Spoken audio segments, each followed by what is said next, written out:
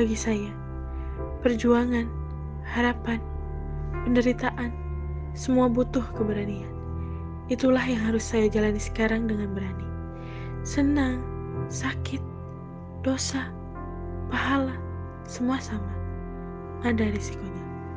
Selamat menyaksikan persembahan dari kami, kelompok 6, dengan naskah Balada Sumara, karya Tentrem Lestari.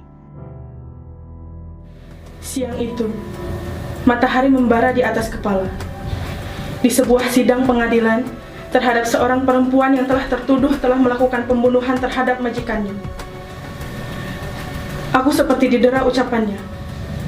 Seperti dilucuti hingga tinggal seluruh atribut pakaian bahkan kulit-kulitku. Perempuan itu bernama Sumara. TKW asal Indonesia, dingin dan beku wajahnya. Dan meluncurlah bait-bait kata itu.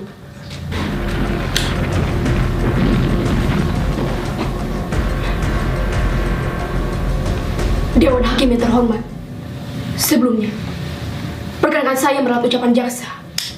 Ini bukan pembelaan. Saya tidak merasa melakukan pembelaan terhadap diri saya sendiri. Karena ini bukan pembenaran. Nama saya Sumara. Seorang perempuan, TKW, pembunuh, dan pesakitan. Benar atau salah yang saya katakan menurut apa dan siapa, saya tidak peduli. Ini kali terakhir saya biarkan mulut saya bicara. Saya tidak butuh pembela, saya tidak butuh penasihat hukum. Karena saya tidak mampu membayarnya. Toh, semua sudah jelas. Semua tuduhan terhadap saya benar adanya. Segala ancaman hukum, vonis mati, saya terima tanpa pembela banding atau apalah namanya.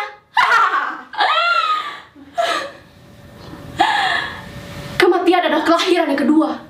Untuk apa berkelit kalau itu sudah winarah dalam hidup saya? Yang jelas, biarkan saya bicara.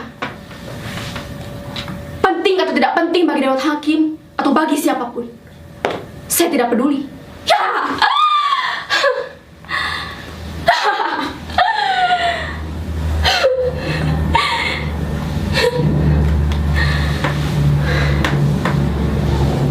Nama saya Sumara. Umur kurang lebih 36 tahun. Saya seorang TKW. Babu. Iya. Memang saya babu. Tapi justru itu, saya hebat. Saya hebat karena saya berani mengambil keputusan menjadi seorang babu. Belum tentu semua orang berani menjadi manusia di bawah manusia. Iya. Inilah saya, Sumara.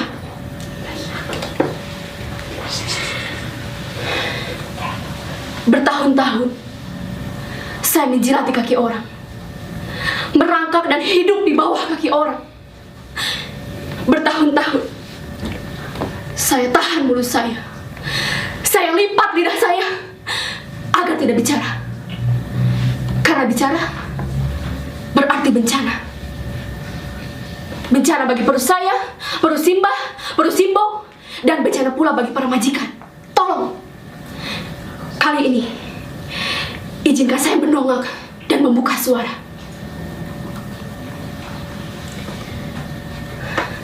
Sejak kecil, saya tidak berani mengangkat kepala, apalagi di Karangsari, desa tempat saya dilahirkan. Kegugupan itu bermula ketika saya duduk di bangku madrasah. Pak Kasirin guru madrasah saya pernah berkata, pembunuhan para jenderal itu dilakukan oleh sekelompok orang yang sangat keji yang tergabung dalam organisasi PKI. PKI ini benar-benar biadab. Untuk itu dilarang dan dihapuskan. Seluruh anti PKI dihukum. Hehehe, bapaknya Sumara itu kan PKI. Apa iyo? Lah, sekarang gimana? Ya sudah diciduk.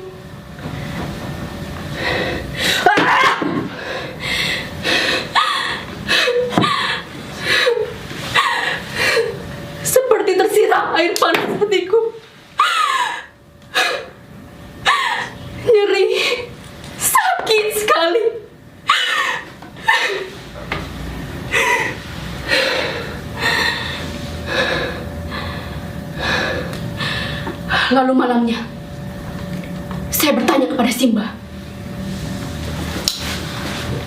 "Mbah, apa iya Bapak itu PKI, Mbah?" "Bapakmu itu lugu, Dok.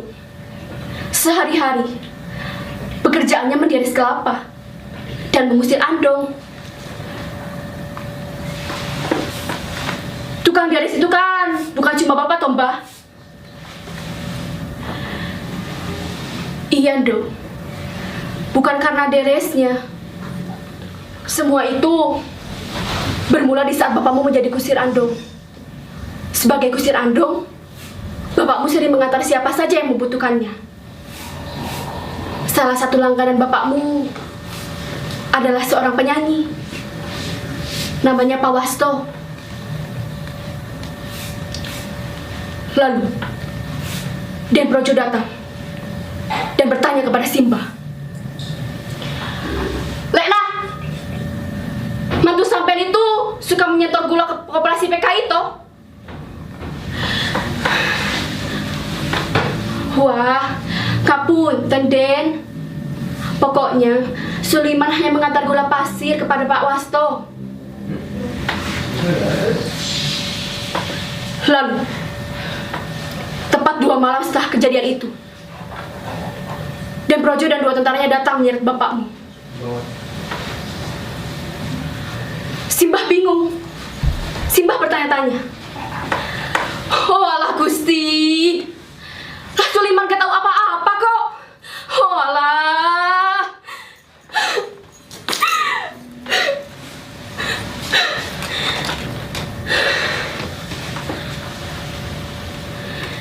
Selepas madrasah, ekonomi Simbo tak mengizinkanku untuk sekolah lagi. Meski nilai ijazahku bagus. Aku tidak ingin sekolah Bapak, Simbo, Simba. Aku tidak ingin diperdaya orang.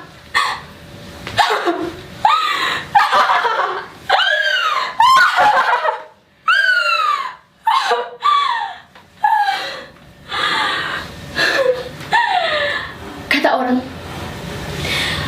pendidikan bisa membebaskan diri dari kesempitan. Halah, aku hafalkan teori Archimedes, Lavoisier, Einstein, dikotil monokotil, dan aku hafalkan pembukaan undang-undang dasar, mulai dari pasal-pasalnya, ayat-ayatnya, hingga ke titik komanya. Dan yang paling ku ingat adalah butiran-butiran Pancasila. Kita harus musyawarah untuk mufakat. Kita harus begini, begitu, begini, begitu, begini,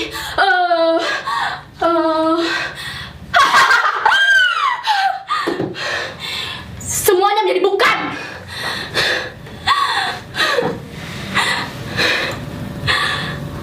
Pekerjaan yang layak hanya menjadi orang bambu.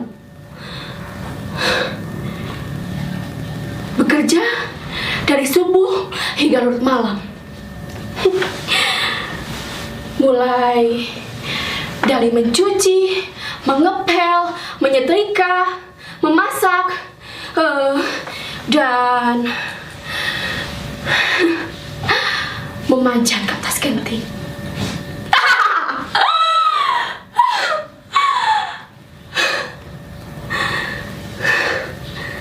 Selepas itu,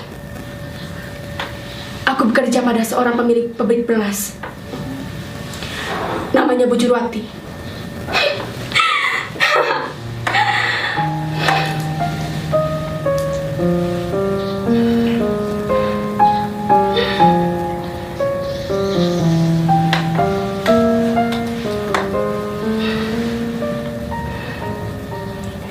Saat aku bekerja di sana, aku berkenalan dengan seorang lelaki.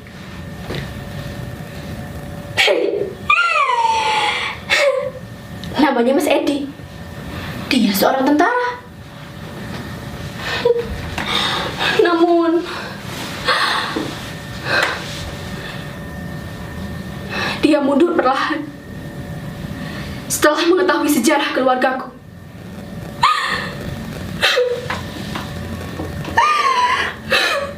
Lagi-lagi nama Bapak menggelapkan namaku.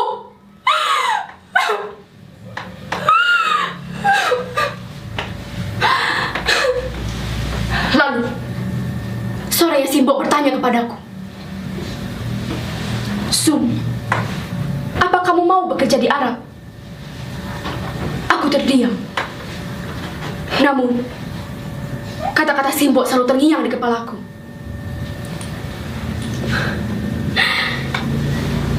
Akhirnya, jadilah aku, Sumarah binti Suliman, TKW lulusan SMA, menjadi babu di negeri orang.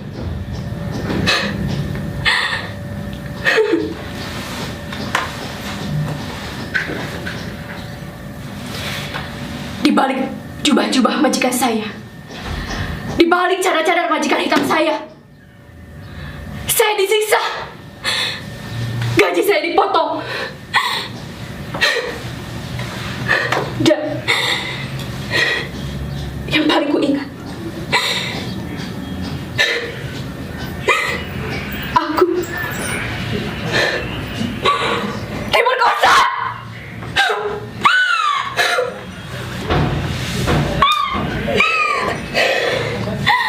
Namun, aku mendongakkan kepala, aku mengangkat tangan, mengambil pisau tajam, lalu menusukkan di jantung hatinya. Majikan itu aku bunuh. Semuanya.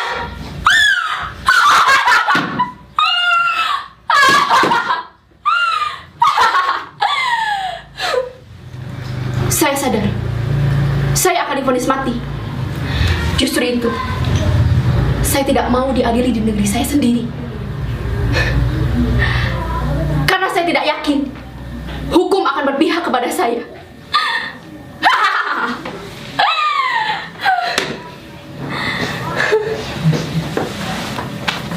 Ini terhormat. Inilah saya. Bagi saya, pengorbanan, harapan, semua butuh keberanian. Harapan bagi saya seperti di penjara. Hidup saya penuh dengan ketakutan. Namun, saya harus berani. Karena hidup dan mati adalah dua kepingan nasib. Kepingan kematian ada di telapak tangan saya. Itulah yang harus saya jalani sekarang.